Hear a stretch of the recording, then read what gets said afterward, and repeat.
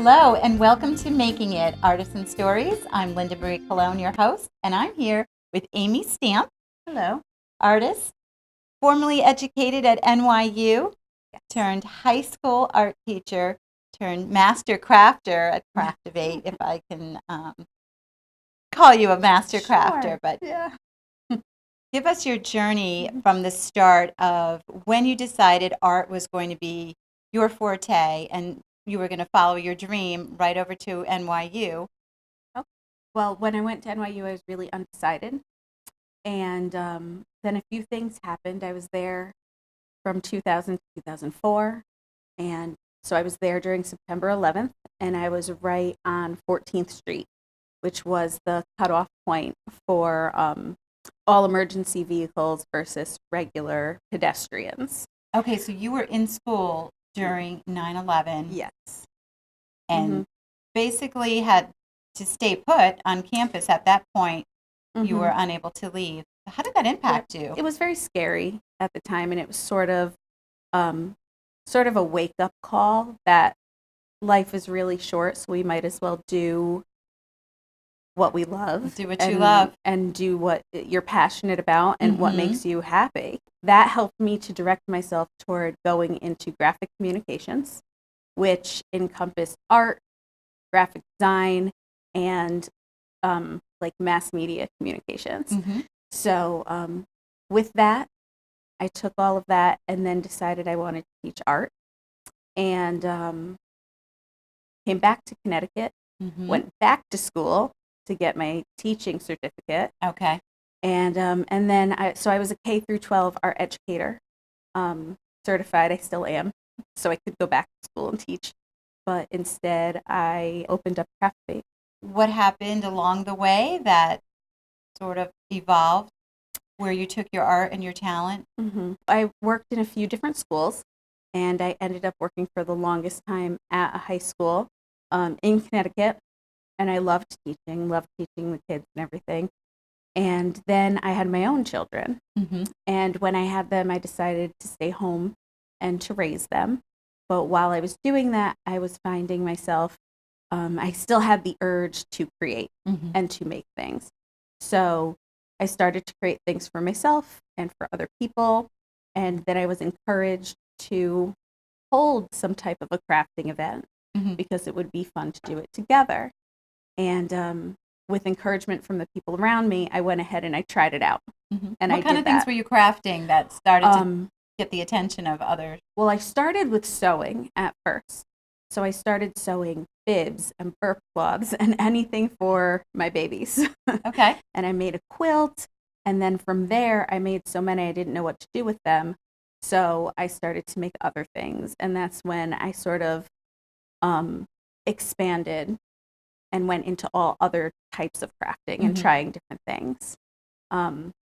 So it was a change to go from the fine arts into crafting, which people often think of as something a little more frivolous. But at the same time, craft really is an art form in itself. And that's really how people would make things before we had all these big box stores to go to all the time and mass-produced items. So it's really like a back to basics, making things with your hands. Simple crafts. What does that consist of? What type of crafts? Yes. That gain the attention of friends and family, and then I started with crafts relating to children, really, but then it expanded from there. Well, actually, I made a diaper cake for my sister.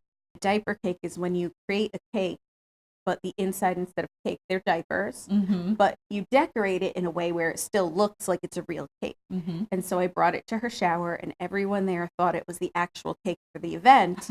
And they were amazed that it was a diaper cake and that it was crafted. Crafts don't have to be kitschy. Crafts can be something that's really beautiful, more of an art form. Can add that aesthetic beauty to your everyday life, not just special events. So that's when I started going in and making things like wreaths and plaques, bags, anything that I could really get my hands on and sort of turn into something new. And speaking of getting our hands on, I see that you brought quite a few examples. So if you want to pick and choose and show me. Over here, right on the side of you, there's a little arrow that says Ms. Rivera. Now, you are not Ms. Rivera. Is this a teacher? It is. It is a teacher gift. So at my studio, Craftivate, people can come in for walk-in crafting. Okay. And you come in and you choose from an array of crafts. We have a craft menu that you choose from. And we also have what we call craft blanks. So this would be an example of a craft blank. And you would come in and say, I want to make a gift for my teacher. Perhaps it's for Christmas or it's for the end of the year to say thank you. And this would be a great example of that, where there was an arrow that was painted and then you put the teacher's name on it, and it's a real handmade gift from the heart. So you can personalize it. It becomes a custom craft that you can gift someone. Yes, you can customize it, and you can customize almost all of our crafts are customizable. So you see the examples here, but that doesn't limit you to follow that design. So if you want to choose, can I bring my own accessories and supplies, or I can use yours, and then I can pick something off the menu? Yes, both are possible. You can choose to use our crafts, and that would all be included in the menu pricing. Okay. But if you're a crafter at home and you just want to come in and craft in an area where you have more space spread out, or there's other people around so you can have a social experience while you're crafting, you can come to the studio. Oh, so it's more communal. Yes, it's very much like a community, and people become very friendly very quickly when they come into the studio. You can bring your own supplies, spread out and make everything, and just pay for some studio time at a very low fee. So you're not purchasing your supplies from us, you're just bringing your own supplies and using the space. Okay, so I can utilize the space, I can bring a group of friends, I can come alone, and then I can just craft. Yes. And use the space, or I can come in and pick from the menu, and if I want to bring a child at a different artistic level, how does that all merge together? Because I might be crafting at a different level, but then I don't want to lose sight of something like mommy and me are doing together, or you have an older child and your levels are different artistically. How does that work so that everyone's having a good time and still getting quality time? Okay, well, the nice part about coming to Craftivate is that we have an array of crafts that you can choose from. Some are directed toward younger children, some toward preteens, others toward teenagers and adults. So if you come in with a mixed group of people, you can all choose a craft that fits your needs and your level of ability. Now, if you come in and you say, I'm not creative, I'm not crafty, I don't know what to do, but my friend dragged me here. That happens sometimes. And that's okay, because we believe everyone is creative, and we just need to help you find it, okay? So either myself or one of my assistants are there to help you, to guide you along. To guide you. So everybody has a good experience. Yes, yes. Everybody always leaves pretty happy and glad that they came and glad that they tried something new, if it was indeed something new for them. Because not everyone sits home and crafts like I would do. Right. So I digressed a little bit. So if you want to go through and share some of the art projects you brought, and back here we have a jewelry holder. It is the wooden arrow. So you would come into the studio, you would choose the wooden arrow. It's completely blank and plain wood when you get it. So you decide how you'd like to paint it, if you'd like to add words to it, add the hooks to make it into a jewelry holder. I also had someone decide they wanted to add cork to the front of it, so it became a cork board, like a message board. Oh, that's a great idea. Or use some chalkboard paint, and then it becomes a little chalkboard arrow that you can change the message on throughout the year. Okay. Which is nice too. So there's versatility to it. Over here we have a very modern wreath. So it's a wreath that's made on a macrame metal ring. So instead of using a wreath form like we would usually do with other types, this one is more modern. It's a sleeker look, and we use the succulents on the bottom, the succulents, which are very popular now, and they're really beautiful, and they add that nice pop of color to any space you have. So would this be a wall hanging, a door hanger, anything? It could be either one. I've made one where I put the succulents all the way around, and I used it as a centerpiece on the table. Great idea. And then put some candles in the middle. So one of the things that I really like to think of when I'm coming up with craft ideas is that it's a craft you can use in your home. or use personally. So whether it's a piece of jewelry, something to decorate your table, or something for a specific holiday. I want to make sure that when people leave, it's something that they have purpose with, so that it's not just a make and take and then you don't know what to do with it. The other is a tote bag. Now that was done using a printing method with a lemon. So we'll also do that was during a workshop. So during our workshop that we have, we'll choose a specific craft. We'll have a technique that we'll teach you and help you along with, and everyone would complete their own project. And the nice thing about those workshops is that after we teach the technique, everyone's bag is always different, which is really great to see all the creativity that's in the room. A tote bag like that you can customize with a name, a picture. We have stencils you can use. We have printing objects you can use, whether it's a piece of fruit in this case, or stamps or wood blocks. There's many different ways that you can do you're it. teaching a technique, and then from there they have the freedom to create. Yes. That's great. Holiday things. The heart up there is a holiday, more of a Valentine's craft. And what we usually do whenever children have a day off from school, or the Wallingford school system has a day off, we try to plan a day off kids craft. Oftentimes it will relate to the holiday that's during that part of the year, or it will be something that kids are just wild about, like slime. Okay. Oh, the slime. The okay. slime. So you offer slime sessions. Yes. So when we're catering to children, we try to do what's trendy and new, what the children are interested in. So we do slime, but then we also do the holiday crafts. So like for Valentine's Day, we would do the Valentine's Day heart, the plaque. They can customize it. They don't need to copy the example. And that also has some clips on it so that it can hold Valentine's Day cards that they get from their friends or family. So it's a nice way to display things. Oh, that's a great idea. We would also create Valentine's cards. So there's always an additional activity along with the craft. So if we were to do slime, we might be doing slime and then afterwards make some beaded bracelets or keychains or something else that the kids would enjoy. There's like an activity, then there's like a take home, take away, something that they create. Exactly. That's great. And then up front, we have a vision board. Oh, vision, which is right here. Tell me about this. Vision board is something you use to really focus on your goals for the year. This is a collage technique, and it's physical manifestation of your goals. Something you can look at to remind yourself what you'd like to do during the year and what steps you may have to take to get there.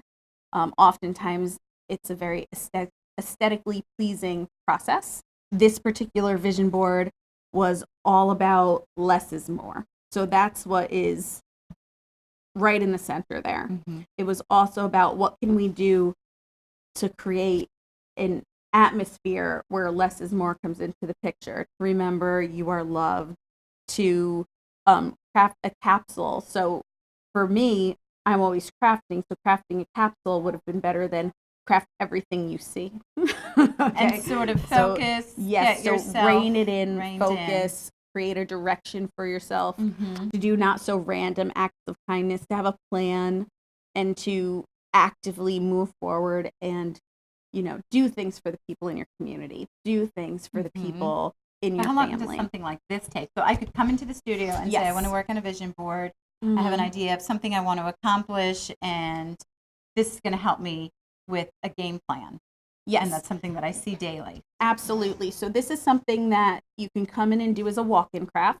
You can also plan a private party where, let's say, you and a bunch of your girlfriends or your family members would want to come in and create their own vision boards. You would plan a private party ahead of time. We would choose the craft. You would invite them, and then you would all come in, and it would just be you in the studio. So you wouldn't have other people coming in at the same time. You have a private space, and you could also bring drinks and food and decorations and enjoy yourself. So we always say we're a DIY craft studio, but we also say we're a DIT craft studio. Do it together, because when we do it together, it's more fun. The experience is more meaningful, and we feel that you take more away with you. Do it together. DIT. I like that. We also have, there's some blanks down here. So like I was talking about the teacher arrow, that was a blank. These are examples of blanks. So you can come in, and these are very popular with the kids. So they would choose something like this box, and the box would turn into a treasure box maybe. Or maybe it would turn into a Lego storage kit. And it would all be based on how the child wants to decorate it. This is a good example of an unfinished and a finished blank. It's obviously a cupcake, and it opens up, and it's also a storage container. So again, a useful object. A child can make it, keep it in their room, to keep their treasures in. So that's like a lot of great fun. That's for a birthday party. Do birthday parties, and this would be a cupcake birthday party. So the theme would be cupcakes. Perfect. Maybe mom and dad would bring in some cupcakes instead of a cake for them to eat, or we can decorate cupcakes, or we can decorate this lovely craft. And so each child would do that, and it would be the main activity for the party. And parting gift. And parting gift. These are popular. The heart on a stick, because it can also be made for someone. You can write their name. We could add gems. Really, there's a lot of possibility with every one of these. There's a fairy wand. This is also part of our princess party theme that we have. So this I'm excited about. So this is really for an adult or a child. Now, it's very modern looking, but as you can see, it comes apart into two pieces. Okay. So you would paint the background one color or a multitude of colors, depending on what you want to do, and do a contrasting color on the front. And then we would glue it together, and you'd have a more modern look. Oh, that's great. So there's mermaid parties. So this is one of the options for a mermaid party. And this is also an option for a walk-in craft. This is popular with the young girls, and they paint it, they add glitter. Some would put their name right here in the hair, and it is very, very cute when they're finished. Probably really popular, I'll bet. The one thing that's more popular than that is the unicorn that's back there. We've had even adults do the unicorns. Unicorns are very popular right now. String art has come back also. That one is of a wine glass. We also do them of mason jars, and then you could put actual flowers into it, which makes it like three-dimensional. And functional.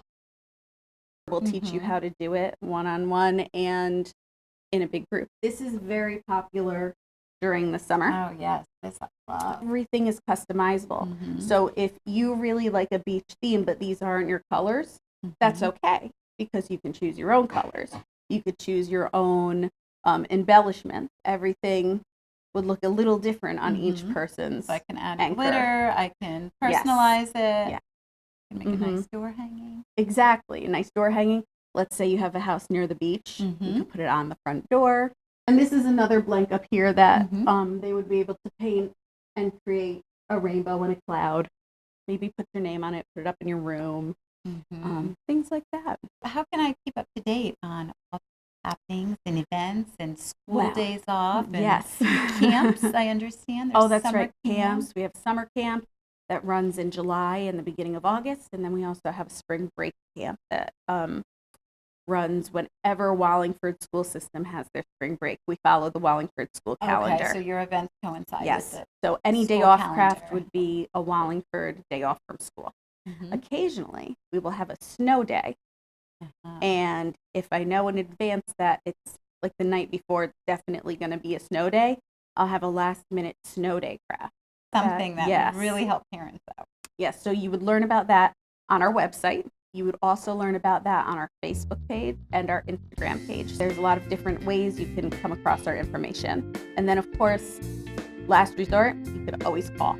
Give a call or stop in. Give a call, stop in, send an email. There's many ways to reach us. All right, Amy, that's great. And thank you so much for coming by. Thank you for having me. I'm Linda Cologne for Making It, Artisan Stories. Thanks again, Amy. Thank you. Best of luck and keep crafting. Yes.